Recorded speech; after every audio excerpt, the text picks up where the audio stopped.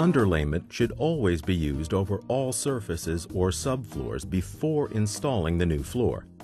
Choose the appropriate underlayment for your project. Kronotex underlayment, for example, can provide you with a combination of vapor barrier, surface leveling, and sound absorption characteristics. Lay the underlayment across the floor and connect the sheets with the self-adhesive strips. Tape butt-end joints with duct tape. When installing flooring over a concrete subfloor, bend the underlayment approximately 3 inches farther up the wall. After the installation is complete, you can then trim away the excess underlayment.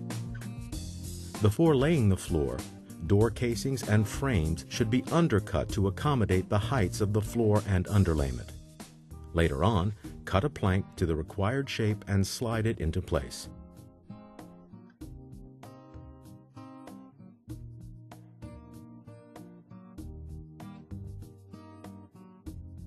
For maximum floor strength, planks should not be cut any shorter than 16 inches in length and 2.5 inches in width.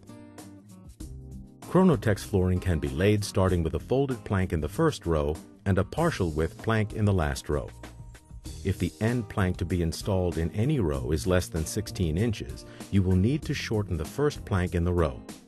Neither the first nor the last plank should ever be less than 16 inches in length.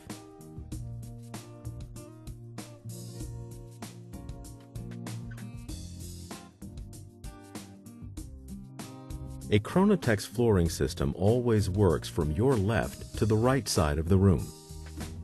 Each new row will start with a different length plank in order to stagger the plank joints. This results in a stable floor. 4 corners should never come together in any 2 rows. Start by laying the first plank with the tongue toward the wall, the groove away from the wall. Place 3/8 inch spacers between the walls and the edges of the planks. This is very important.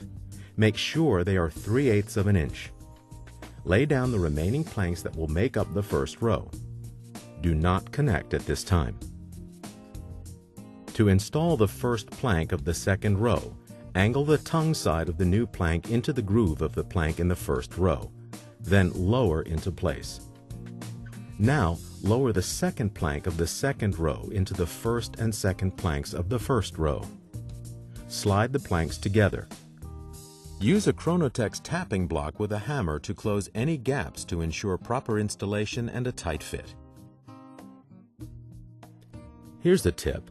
For easier and more precise connections, use a scrap piece as a bridge over seams when tapping planks together.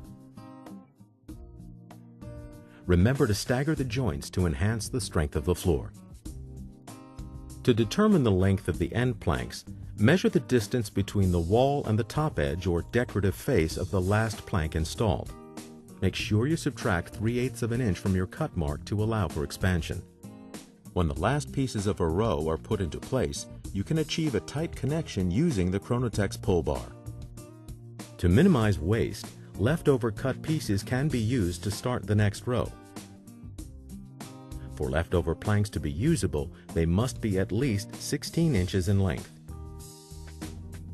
Install planks in each new row using the same slide and tilt method.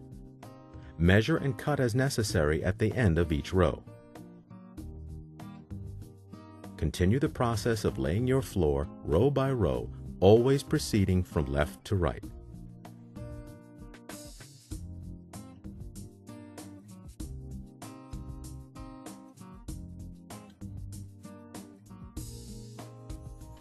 When you come to the last row, the space remaining might be less than the width of the plank.